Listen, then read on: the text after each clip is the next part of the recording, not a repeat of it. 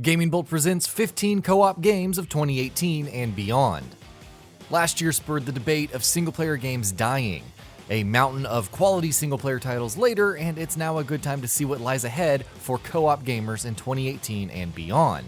Let's take a look at 15 co-op games you should play in the coming years. Anthem.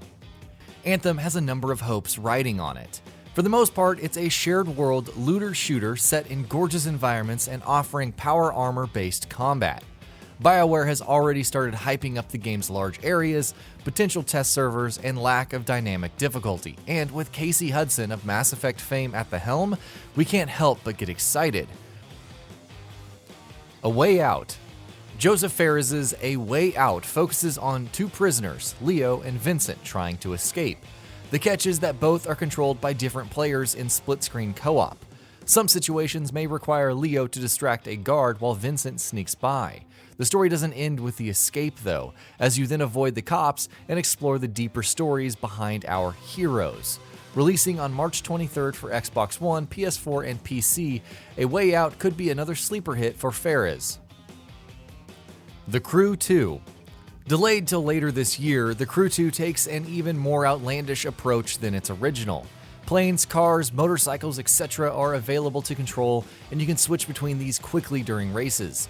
A number of hub worlds exist, condensing the United States down into a race-viable format, but there's still plenty of off-road racing, street racing, and freestyling to be done. The Crew 2 is out in Q2/Q3 for 2018 for the Xbox One, PS4, and PC.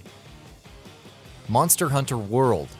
Capcom's Monster Hunter series has long been one of its most illustrious, and with Monster Hunter World, it finally comes to a wide selection of platforms. There's a lot that's different this time though, with huge open areas to explore, gorgeous visuals and vistas, a meaty campaign, clan features, and plenty of opportunities for high-level hunts. Monster Hunter World could very well be your de facto co-op title this year. GTFO.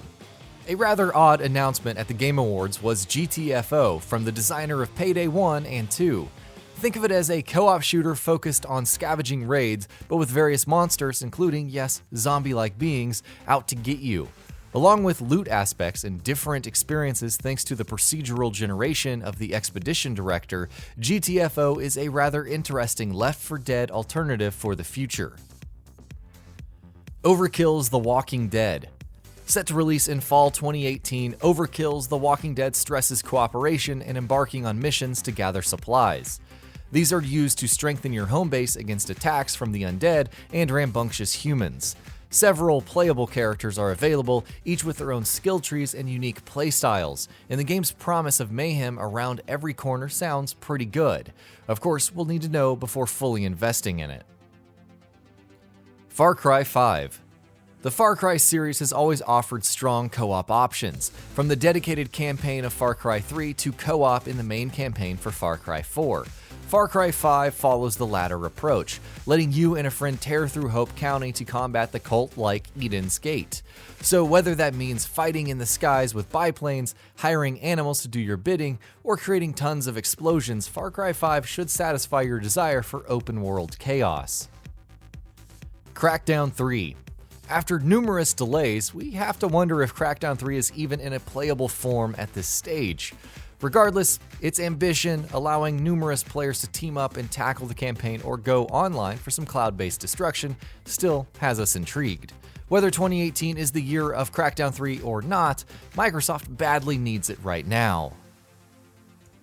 Dauntless. It might look like a lesser Monster Hunter clone at this point, but Dauntless has its own unique thing going on. Currently in early access, but releasing later this year, Dauntless allows players to hunt different behemoths for the purpose of crafting materials to make armor and become stronger. While the size and scale isn't the same as Monster Hunter World, Dauntless will be going free to play this year. Maybe that's incentive enough for some players. Red Dead Redemption 2. Rockstar's hotly anticipated sequel, Red Dead Redemption 2, will feature a compelling single-player campaign, or at least we hope so.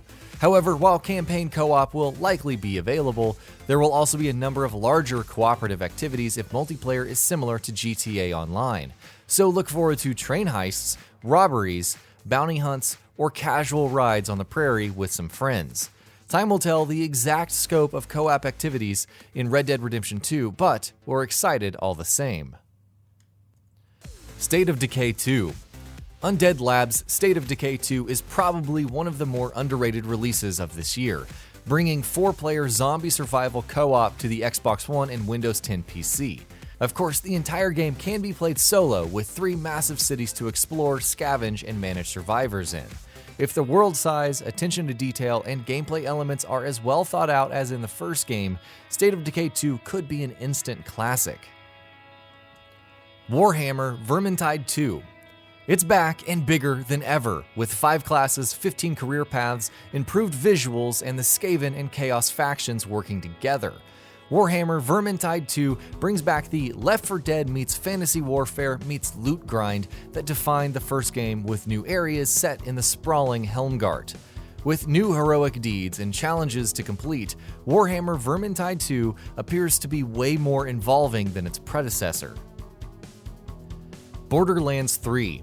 We all know the next Borderlands, tentatively called Borderlands 3, is happening. What we don't know is when and in what form.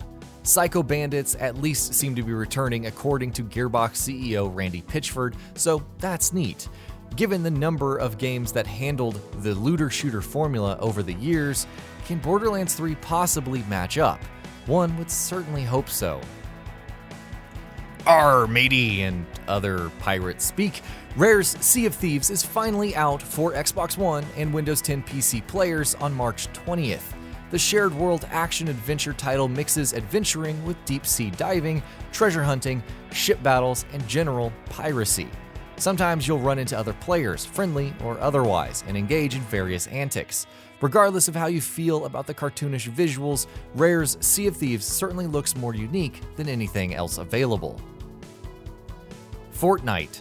Though Fortnite Battle Royale is currently out and enjoying a massive amount of success, the base Save the World campaign is still very much in early access. It's received a significant amount of updates and changes though, so much so that we're interested in how the co-op PvE-focused mode pans out when it goes free to play this year. And that'll be about it for this one. If you guys like what we're doing at GamingBolt, please consider subscribing to our channel, and I'll see you guys on the next video.